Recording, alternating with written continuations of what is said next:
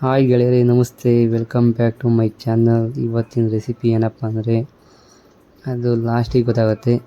ಏನಿಲ್ಲ, ಉಪ್ಪಿಟ್ಟು ಮಾಡೋಣ ಅಂತೇಳಿ ಬೆಳಗಿನ ತಿಂಡಿಗೆ ಮಾಡ್ತಾಯಿದ್ದೀನಿ. ಅದಕ್ಕೆ ನಾನು ಒಂದು 5 ಗಡ್ಡೆ ಈರುಳ್ಳಿ, 3 ಹಸಿಮೆಣಸಿನ್ಕಾಯಿ, ಹಾಗೆ ಸ್ವಲ್ಪ ಕರಿಬೇವಿನ ಸೊಪ್ಪು, ಒಂದು ಸಿಂಗಲ್ ಟೊಮೊಟೊ ತಗೊಂಡು ಸಣ್ಣದಾಗಿ ಈ ರೀತಿ ಹೆಚ್ಕೊತಾ ಇದ್ದೀನಿ. ಆಮೇಲೆ ಒಂದು ಅರ್ಧ ಹೋಳಲ್ಲಿ ಸ್ವಲ್ಪ ಕಾಯಿನ ಈ ರೀತಿ ಭಾಗ ಮಾಡ್ಕೊಂಡು, ತುರಿಯೋಕ್ಕೆ ಸಿಕ್ಕಾಪಟ್ಟೆ ಕಷ್ಟ ಆಗುತ್ತೆ ಅಂತೇಳಿ ಅದನ್ನೇ ಸಣ್ಣದಾಗಿ ಪೀಸ್ ಮಾಡ್ಕೊಂಡು ಮಿಕ್ಸಿಗೆ ಹಾಕೊತಾ ಇದ್ದೀನಿ.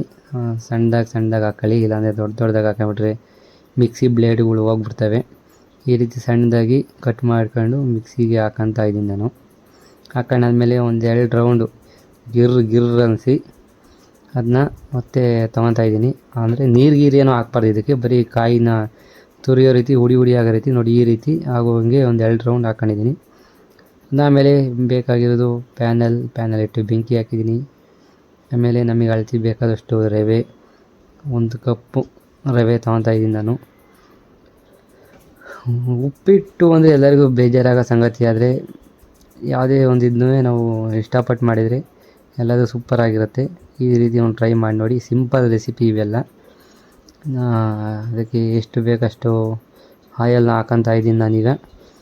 ಆಯಲ್ ಹಾಕ್ಕೊಂಡು ಸ್ವಲ್ಪ ಬಿಸಿಯಾಗಿ ಬಿಡ್ತಾಯಿದ್ದೀನಿ. ಬಿಸಿಯಾಗಿದ್ದ ತಕ್ಷಣ ರವೆ ಹಾಕ್ಕೊತಾ ಇದ್ದೀನಿ. ರವೆ ಹಾಕ್ಕೊಂಡು ನೀಟಾಗಿ ಮಿಕ್ಸ್ ಮಾಡ್ಕೊಂಡು ಸ್ವಲ್ಪ ಕಂದು ಬಣ್ಣ ಬರೋ ರೀತಿ ಹುರ್ಕೊತಾ ಇದ್ದೀನಿ. ಇದೇನು ಗಂಟು ಇದೆ ಅದೆಲ್ಲ ನೀಟಾಗಿ ಹುಡಿ ಆಗಬೇಕು. ನೀಟಾಗಿ ಹುಡಿ ಆದರೆ ಒಳ್ಳೆ ಉಪ್ಪಿಟ್ಟು ಕೂಡ ಸ್ವಾದಿಷ್ಟವಾಗಿರುತ್ತೆ. ನೋಡಿ, ಆವಾಗ ಗಂಟಿತ್ತು. ಈಗ ನೋಡಿ ಎಷ್ಟು ಒಳ್ಳೆ ಮರಳು ರೀತಿ ಹೇಗೆ ರೆಡಿಯಾಗಿದೆ ರವೆ ಅನ್ನೋದು ನೀವು ನೋಡ್ಬೋದು.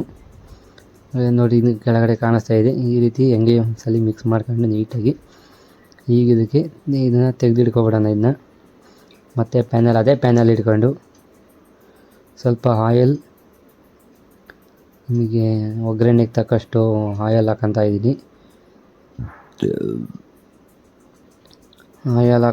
ಇದ್ದೀನಿ. ಇನ್ನೂ ರುಚಿಗೆ ತಕ್ಕಷ್ಟು ಆಯಲ್ ಸ್ವಲ್ಪ ಹೀಟಾಗಕ್ಕೆ ಬಿಡೋಣ.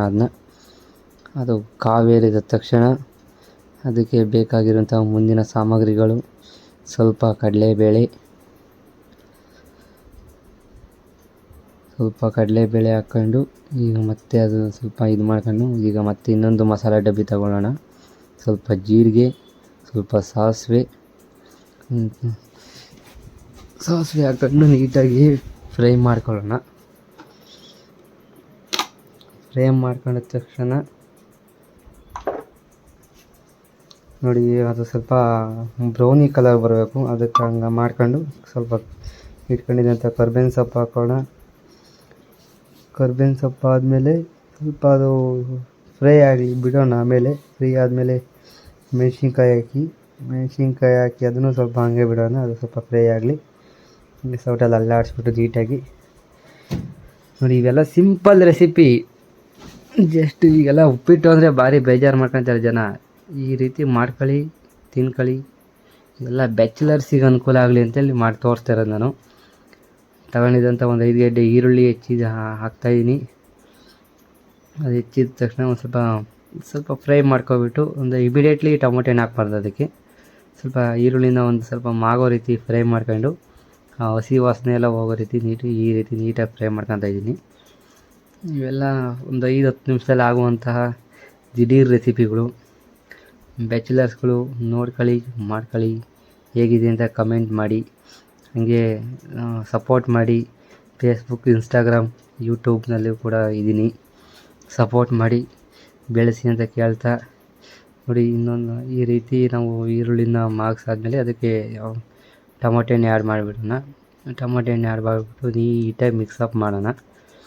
ಮಿಕ್ಸಪ್ ಮಾಡಿದರೆ ರುಚಿಗೆ ತಕ್ಕಷ್ಟು ಉಪ್ಪು ಈಗ ಸ್ವಲ್ಪ ಹಾಕ್ಕೊತಾ ಇದ್ದೀನಿ. ಯಾಕೆಂದರೆ ಈರುಳ್ಳಿಗೆಲ್ಲ ಹಿಡಿಬೇಕಲ್ಲ, ಹಂಗಾಗಿ ಉಪ್ಪು ಹಾಕ್ಕೊತಾ ಇದ್ದೀನಿ. ಅದನ್ನಾದಮೇಲೆ ನಾವು ಇಟ್ಕೊಂಡಿರುವಂತಹ ಕಾಯಿ ತುರಿನ ಹಾಕೋಣ. ಕಾಯಿ ತುರಿನೂ ಹಾಕ್ಕೊಂಡು ನೀಟಾಗಿ ಅದನ್ನು ಮಿಕ್ಸ್ ಮಾಡೋಣ. ಮಿಕ್ಸ್ ಮಾಡ್ಕೊಂಡು ನಾವೇನು ರವೆ ತಗೊಂಡಿದ್ದೆ ಅದೇ ರವೆಯಲ್ಲಿ 3 ಕಪ್ ನೀರು ಹಾಕ್ಕೊತಾ ಇದ್ದೀನಿ. ಉಪ್ಪಿಟ್ಟಿಗೆ ಯಾವಾಗಲೂ ಸ್ವಲ್ಪ ನೀರು ಜಾಸ್ತಿ ಇರಬೇಕು. ನೀರು ಜಾಸ್ತಿ ಇದ್ರೇ ಉಪ್ಪಿಟ್ಟು ತುಂಬ ಚೆನ್ನಾಗುತ್ತೆ. ನೀರು ಕಮ್ಮಿ ಆಗ್ಬಿಡ್ತು ಅಂದರೆ ಒಂಥರ ಕಲ್ಲಾದಂಗೆ ಆಗ್ಬಿಡ್ತೈತೆ, ತಿನ್ನೋಕ್ಕಾಗಲ್ಲ. ಕಾಂಕ್ರೀಟ್ ಹಂಗೆ ಆಗಿಬಿಡುತ್ತೆ. ನೀರು ಸ್ವಲ್ಪ ಜಾಸ್ತಿ ಇತ್ತು ಅಂದರೆ ಒಳ್ಳೆ ತೆಳುವಾಗಿ ನಮಗೆ ರುಚಿಗೆ ಅನುಗುಣವಾಗಿ ಉಪ್ಪಿಟ್ಟು ರೆಡಿ ಆಗುತ್ತೆ. ನೋಡಿ ಯಾವ ರೀತಿ ಗುಳ್ಳೆ ಬರ್ತಾಯಿದೆ, ಬಬಲ್ಸ್ ಎಲ್ಲ ನೀಟಾಗಿ ಹುರಿದಿಟ್ಕೊಂಡಿರೋಂಥ ರವೆನ ನೀಟಾಗಿ ಊರ ಕಡೆ ಎಲ್ಲ ಭತ್ತ ಕೇರ್ತಾರಲ್ಲ, ರಾಗಿ ಹೀಗೆ ಕೇರ್ತಾರಲ್ಲ, ಆ ಥರ ನೀಟಾಗಿ ಒಳಗಡೆ ಬಿಡ್ಕೊಳ್ಳೋಣ. ಬಿಡ್ಕೊಂಡಾದ್ಮೇಲೆ ರವೆ ವೇಸ್ಟ್ ಆಗಬಾರ್ದಲ್ವ, ಅದಕ್ಕೆ ತಟ್ಟೆಯಲ್ಲಿರೋ ರವೆನೂ ಕೂಡ ಬಡಿದ್ಬಿಟ್ಟು ಕೆಳಕ್ಕೆ ಹಾಕೋಣ. ಹೀಗೆ ನೋಡಿ ಈ ರೀತಿ ಹಾಕ್ಕೊಬಿಟ್ಟು ನೀಟಾಗಿ, ಇಷ್ಟೇ ಸಿಂಪಲ್ 2 ನಿಮಿಷದಲ್ಲಿ ಇದು ಆಗೋದು. ಈ ರೀತಿ ಒಂದು 2-3 ಸಲ ಕೈ ಆಡಿಸ್ಬಿಟ್ಟು ನೋಡಿ ಯಾವ ರೀತಿ ಮಳ್ತಾ ಇದೆ, ಒಳ್ಳೆ ಸಖತ್ತಾಗಿ ಕಾಣ್ತಾಯಿದೆ. ಒಳ್ಳೆ ಜ್ವಾಲಾಮುಖಿ ಉಗ್ತಾಯಿದೆ ನೋಡಿ. ಆದರೆ ಹುಷಾರಾಗಿರಿ, ಯಾಕೆಂದರೆ ಇದು ಸಿಡಿಯುತ್ತೆ. ಸ್ವಲ್ಪ ದಮ್ ಗಡಿಸ್ಬಿಡೋಣ, ದಮ್ ಗಡಿಸಿದ್ರೆ ಸೂಪರ್ ಆಗುತ್ತೆ. ನೋಡಿ ಈ ರೀತಿ ಮರಳಾದಂತಹ ಉಪ್ಪಿಟ್ಟು, ಸ್ವಾದಿಷ್ಟಕರವಾದಂತಹ ಉಪ್ಪಿಟ್ಟು. ನೀವು ಇದಕ್ಕೆ ಡೆಕೋರೇಷನಿಗೆ ಕೊತ್ತಂಬರಿ ಸೊಪ್ಪು ಹಾಕ್ಬೋದು. ಮನೆಯಲ್ಲಿ ಇಲ್ಲದೇ ಇರೋ ಕಾರಣ ನಾನು ಕೊತ್ತಂಬರಿ ಸೊಪ್ಪು ಹಾಕಿಲ್ಲ. ನೋಡಿ ಯಾವ ರೀತಿ ಸಖತ್ತಾಗಿ ಕಾಣಿಸ್ತಾ ಇದೆ ಅಂತ ನೋಡ್ಬೋದು ನೀವು. ನೋಡಿ ಸಖತ್ತಾಗಿ ಬಂತು ನೋಡಿ ಪ್ಲೇಟಿಗೆ. ಈಗ ಟಿಫನ್ ಮಾಡೋದು ಅಷ್ಟೇ ಕೆಲಸ. Thank you.